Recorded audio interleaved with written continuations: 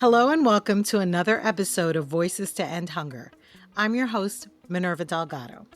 The relationship between food security and agriculture is at once both apparent and complex, especially in matters of climate-related impacts. Around the world, people and families are struggling with high food prices and uncertainty about how they will reliably obtain healthy foods. According to the 2025 State of Food Security and Nutrition in the World report, 2.6 billion people in the world could not afford a healthy diet. One key recommendation to address future food price spikes is to invest in resilient agri-food systems, including agriculture. On this episode of Voices to End Hunger, I speak with Brooke Jamison, Chief of the Americas Liaison Office for the International Fund for Agricultural Development, or IFAD. Together, we discuss the intersection of agriculture and food security, recent advances in agricultural development, and the unique approach and investments that IFAD has found to positively impact farmers and communities around the world. Brooke, thank you for joining us today. Before we get into the nitty-gritty on global agriculture and food security, you yourself have had an interesting journey to where you are today, both inside and outside government. How has the trajectory of your career landed you in the heart of agricultural development financing? Well, first of all, thank you so much for having me and having this conversation. I think it's even more important right now to be talking about how we are still going to continue. We, the United States, we, the United Nations, we, the international finance institutions, are going to continue to support and help folks in developing nations. So I really, really appreciate you having me on today. So how did I get here? Most of the jobs that I have had either one theme or the other. One theme was agriculture or international development. And so every job I've had, it's one or the other. And then this job gets to combine both of them, which makes me very happy. And so I'm at now the International Fund for Agricultural Development, which is not the most well-known organization in the United States. There are three big organizations that focus on food and agriculture, all based in Rome. It's the World Food Program that handles humanitarian kind of emergency food aid.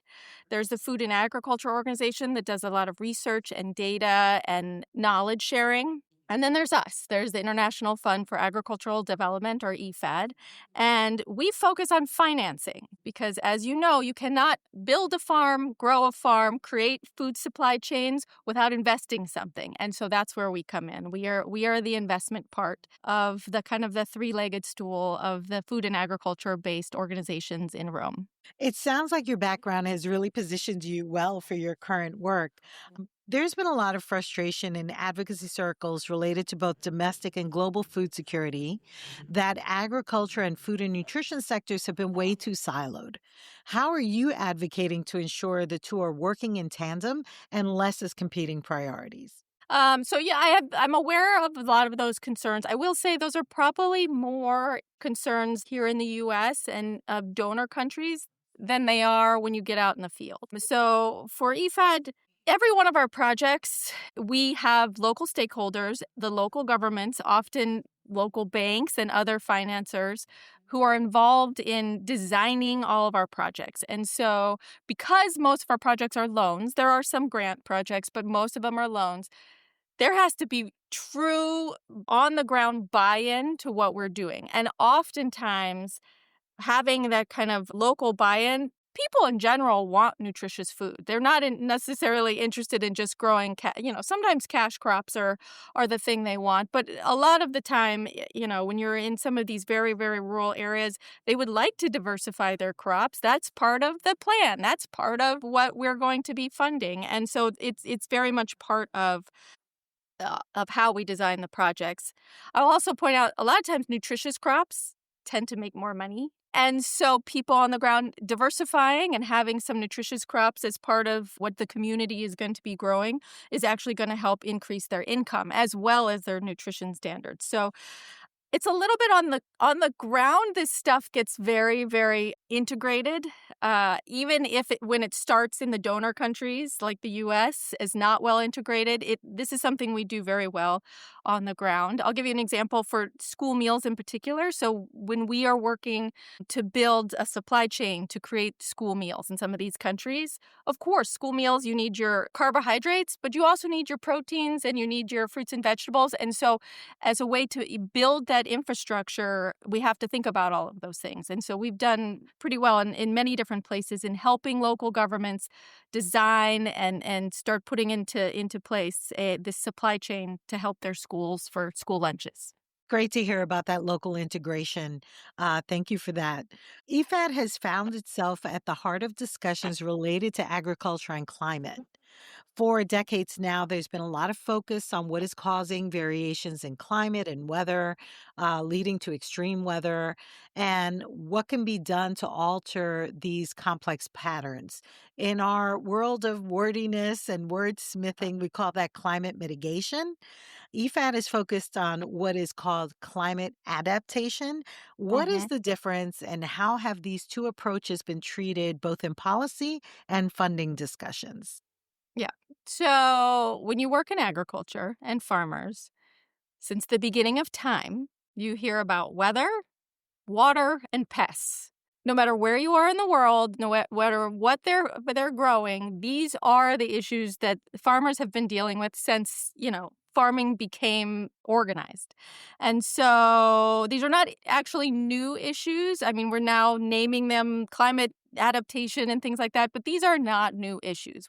Farmers have always had to figure out how to adapt to whatever the weather is, or flooding, or droughts, or things of this nature. We don't necessarily get into the are we doing mitigation? Are we doing adaptation? We're doing food production, and we're trying to make it the most productive we can and efficient and money making and all of these other things that are important to the actual folks on the ground who are doing the work. So I'll give you an example of one project where we had a lot of success. So in Senegal, there was some villages along the coast.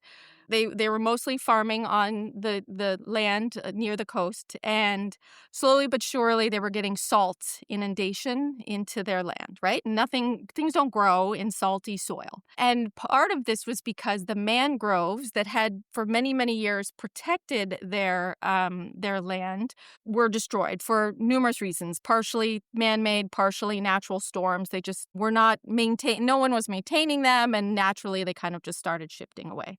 And this allowed the salt to come in. It allowed erosion of the land. So the villages were starting to almost disappear because it was eroding into the villages themselves. And frankly, a lot of the folks there were losing their livelihoods and thinking about migrating to cities or migrating to other countries and things of that nature. And so IFAD came in, worked with the local communities, worked with the local Senegalese government, and we designed a project where we're going to start with just replanting the mangroves. Let's just protect what we've already got, the land and the beaches and the city and the towns and everything else. Replant those mangroves. Those are, natural habitat. And so we replanted those mangroves, and all of a sudden, less salt was getting into the soil. And so the farming could rejuvenate.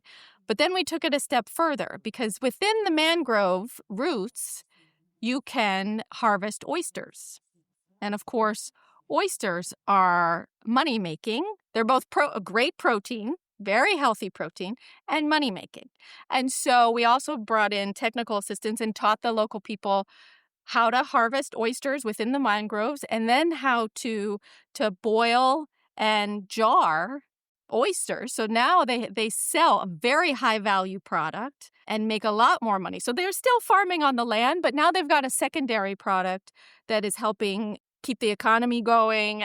It helps keep those mangroves protected. And so are we just adapting to whatever the environment is in that community? Yes. And so we can call it all kinds of things, but this is the kind of work that IFAD is doing to try to help communities build up, create supply chains, improve nutrition, all of these things kind of all at once.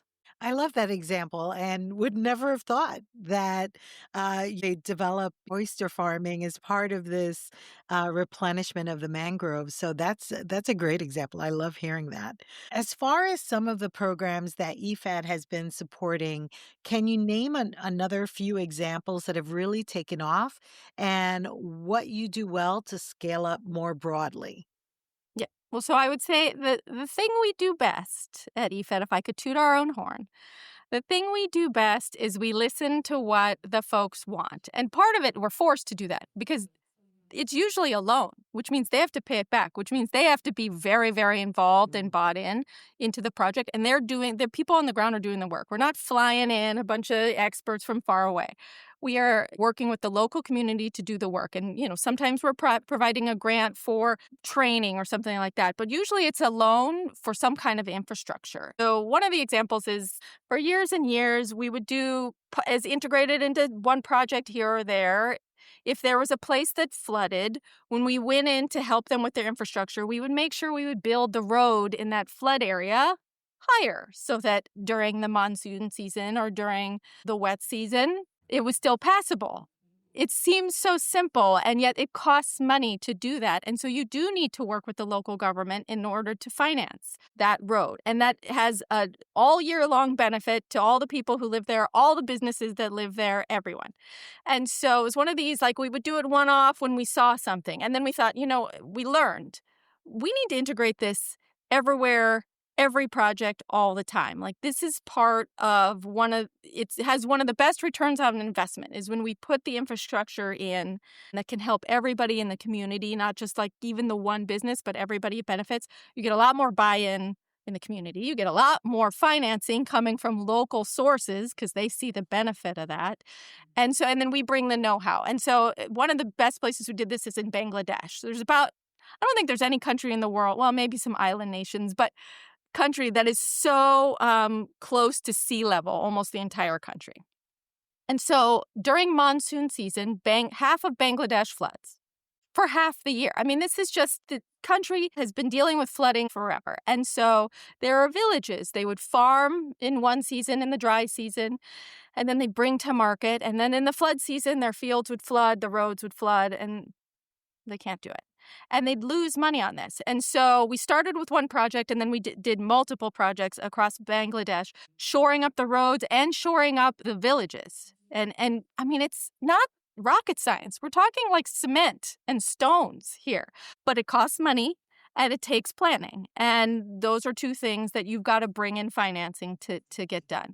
So in the first village in Bangladesh where we were able to do this, the first year after we built the higher roads that can survive past the monsoons, the people in the village saw 11% increase in their income, and their sales of their products went up by 70% because they could get it to market.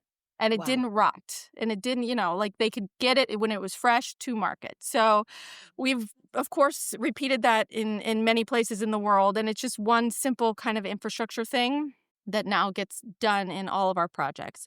I could give you a second example if you're I'd love interested.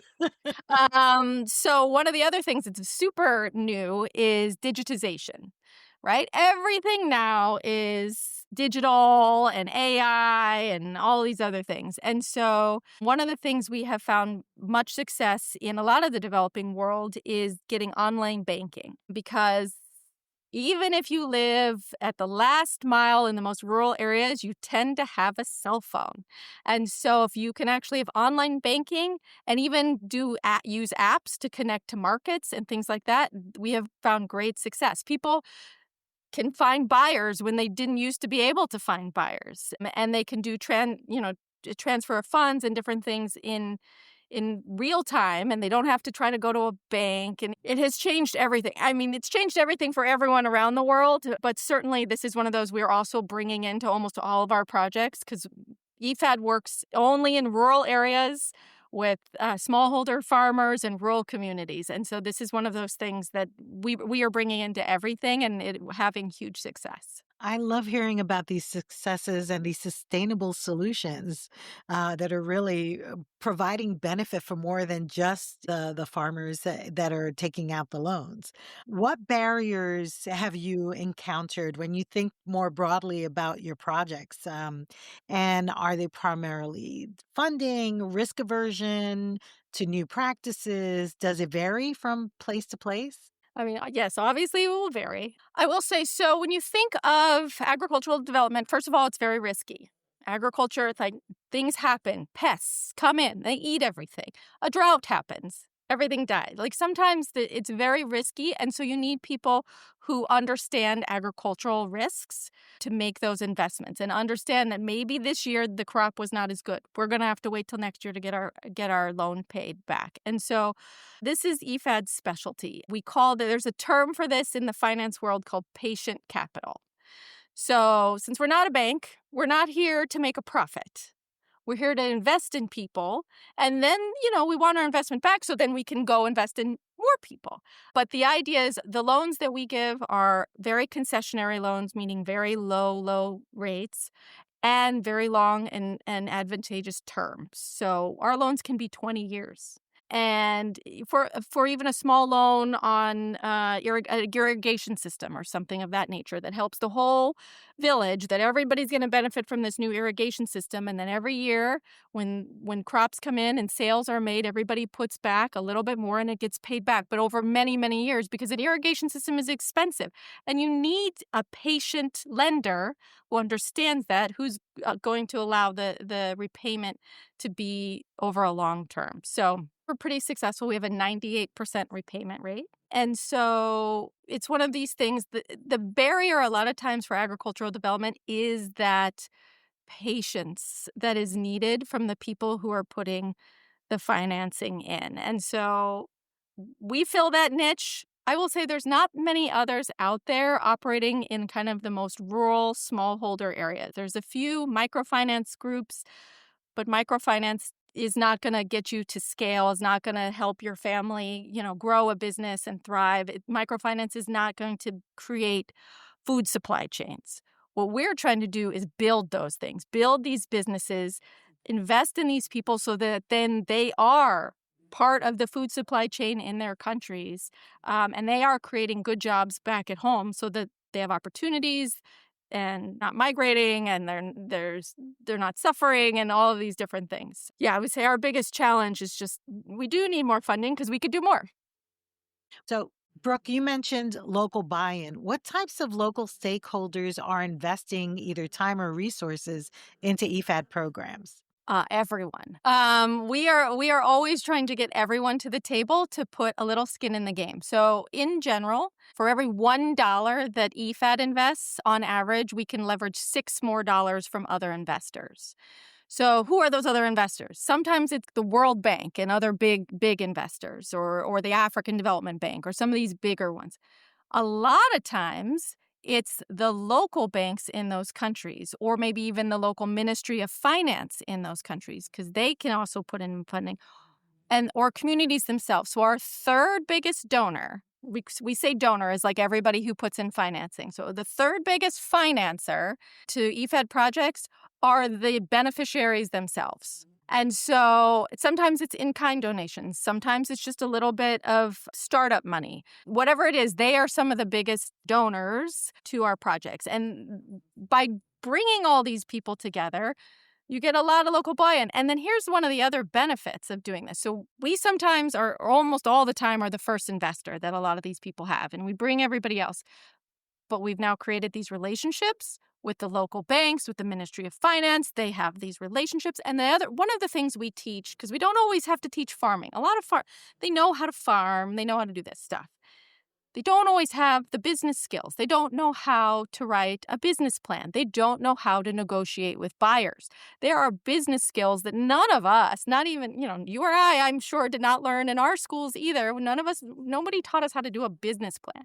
This is something you have to be taught. And so part of what we go in when we do technical assistance, it's not always agriculture focused. Sometimes it's business focused, and we help create these things. So we go in, we bring all these other folks. The loan gets paid back. Now these guys have relationships. Now they have buyers. Now they know how to put their proposals together. We can walk away, and now they can continue to get bigger loans from local entities because they have proven themselves. Because, you can't get money until you've proven yourself. And so we give them that opportunity. In terms of return on investment, investing in small-scale food production is one of the best. It's an economic driver in developing countries. 1/3 of the world's food is produced by smallholder farmers. And so when you invest in this industry in particular, it pays back significantly. It also, if we don't invest in this, people do migrate. We've seen it over and over again. We have an estimate that if we stop investing in small-scale food production, an estimated 700 million people will begin to migrate.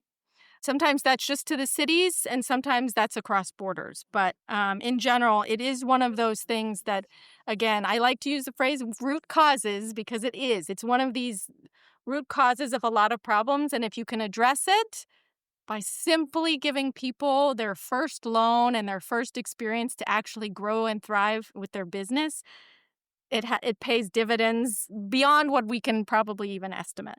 Wow, I think that sustainability and the long-term impact is so key to the success of IFADs. That's amazing to hear, and I think it speaks to just the importance and the success of the model that IFAD has. So that's wonderful to hear. I'd like to turn a little bit to the topic of funding for global food security and agricultural development has been kind of contentious Mhm. to say the least, here in the US. But there's also a larger global conversation about allocation of resources and amidst so many competing global priorities. How are you and IFAD more broadly approaching cutting through all of the noise and making the case for agricultural funding, be it here in the US or with other donor countries? Yeah, I mean, the cuts are pretty astounding, and I don't yeah, it will be a few years before we really see and feel the effects. What EFAD is doing, though, and is focused on is kind of our model continues. So a couple of the funding streams that have survived a lot of the cuts in the U.S. all focus on investment.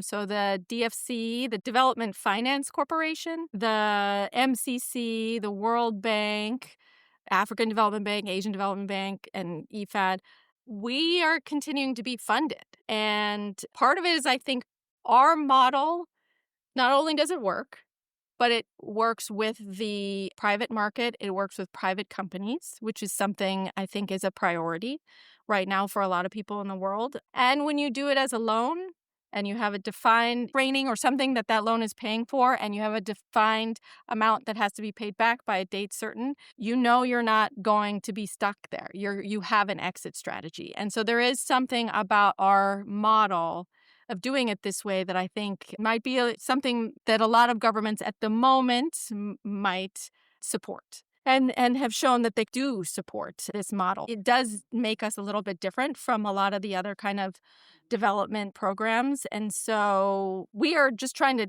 explain to folks how this model works, how it's a loan, but what patient capital means and why that's important and how that all fits together. And we're doing our best to explain to folks how that all works.